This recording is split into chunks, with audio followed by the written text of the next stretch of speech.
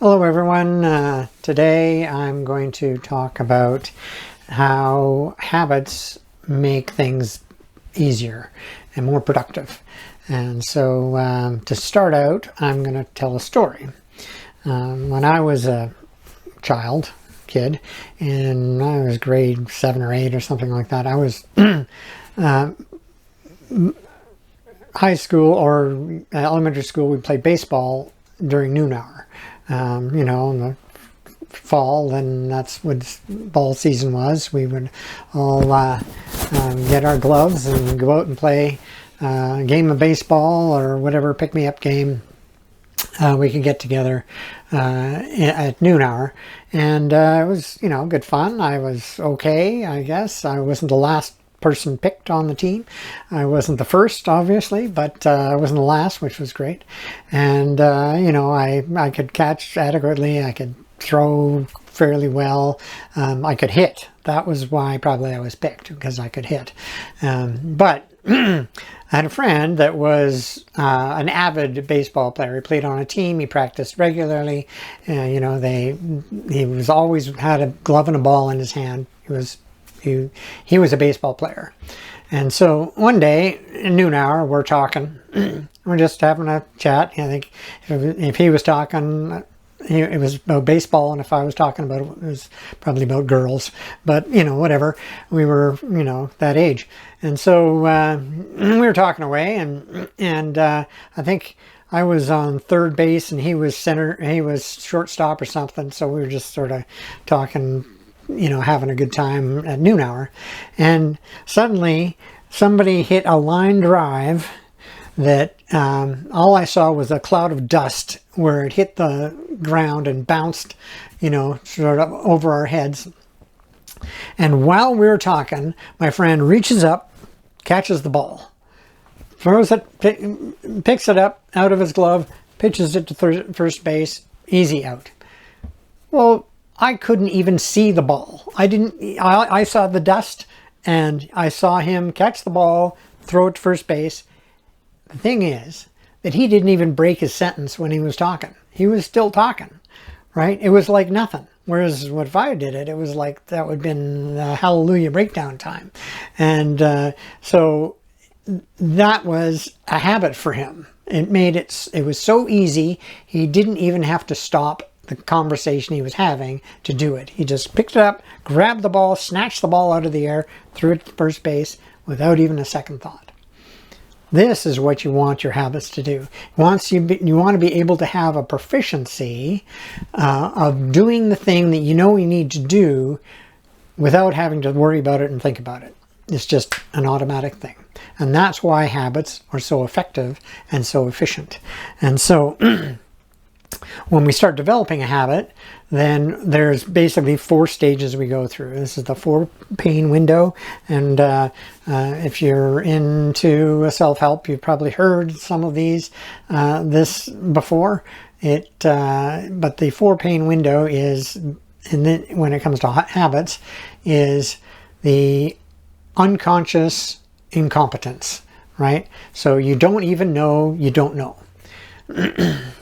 So this is a skill or a habit or a thing that you don't even know exists, and so therefore you're not good at it, right? Then there's the conscious incompetence. Suddenly someday somebody does something in front of you and you go, I didn't even know that was possible. And now you're conscious that you can't do it, right? You're consciously incompetent.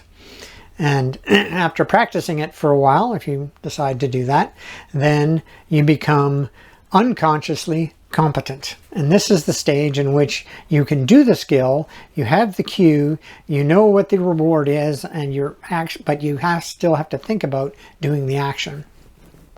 And then finally, there's the unconscious competence. And this is the point in which you don't even think about it.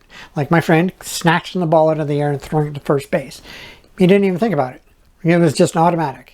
And that's where you want to be with most of your habits. You want it to be so automatic that it just you don't even think about it. Like when you're driving the car and your back starts sliding out when you were first learning how to drive, that was a panic attack. Now you just kind of, and you keep on going, right? It's just unconscious competence. You just do it. And that's where you want to be. And that's why habits are so effective. If you know the statistics, they say between 50 to 60% of your daily activities are all based on habits, not just action habits, but thought habits, and what you do, what you think, and how you feel are all seem to be habits. And so if you can build those habits in to be happy, build the habits in to be enthusiastic, build the habit to have be able to do the action that you need to do at work or at home or wherever it is. So these are the things you want to do. You want to have that unconscious competence. It just happens. And that way you don't have to think about it. You can move it to the next level. You can think about the next habit you want to build. All right, so now we've talked about why that's important, and we've talked about how the stages of it. But to close this off, I'm going to talk about another story, and this is one I read in his book, Memory Power. A fellow named Scott Hagwood, who was a memory champion. He went to memory competitions. As you can imagine, there's memory competitions, there are, and he could memorize decks and decks of cards in whatever order, and then repeat exactly which order the cards came, forwards or backwards. It was just fantastic. That's what these memories guys do. But they decided that they wanted to see what is happening in his brain when he's memorizing things. And so they put him in a fMRI array somehow and had him memorize a deck of cards, one card every 2 seconds or something like this, which was, he said it was quite difficult for him, but he was memorized these cards. And then he had to repeat them, whether it was the right card or the wrong card. That's the whole scientific experiments, finding out what happened in his brain. Well, amazingly, in his brain there was basically one area in his brain that lit up. That was it.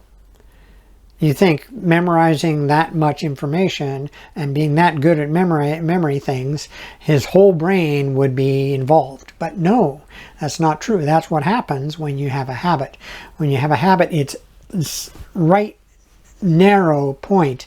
The brain knows exactly what to do and what part of the brain needs to be accessed, and it doesn't access any other areas.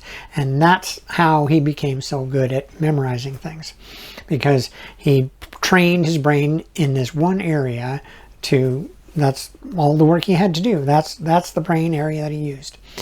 Whereas the control subject, which was a professor in charge of the experiment, did it the day before, and his brain lit up like a Christmas tree. Every part of his brain went to work on trying to figure out, what cards first, what cards next, and how to do the whole experiment.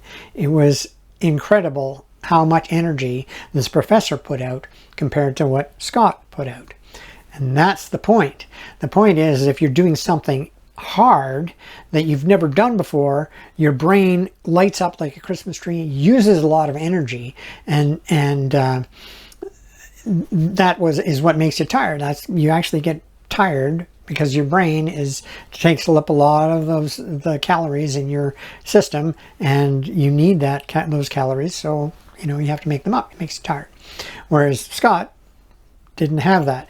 It was just that one area, and it was much easier, obviously, for him than the professor. This is what habits do. If you want to have a habit and which is more productive and more efficient, then you need to practice it, just like my friend did with a baseball, and Scott did with memorizing things. If you practice an action enough, then your brain has pared away all the excess work that it needs to do and focused in and built up the tracks that it needs to use to do the action or the mood or the attitude, whatever it happens to be that you're practicing at the time. Then you will know, then it just, the amount of energy goes way down that you need to use. But at the beginning, remember, unconscious incompetence. You don't even know it. If you're when you get to the point where you're consciously incompetent, that is the hard part. Once you start getting down to the consciously competent, then it starts to get easier. And when it gets to the point where you can just do it without even think about it, then you know you're there. And that's the most efficient place to be at. So there you go. That is one of the reasons why habits are much more effective and productive. And there's lots of others, of course. There's the fact that once you have a habit, then you don't have to think about it. You can think about other things. In fact, you can think about developing other habits, which are going to move you on even further. So this is the point of this whole exercise, is develop habits that move you forward and get rid of the ones that don't.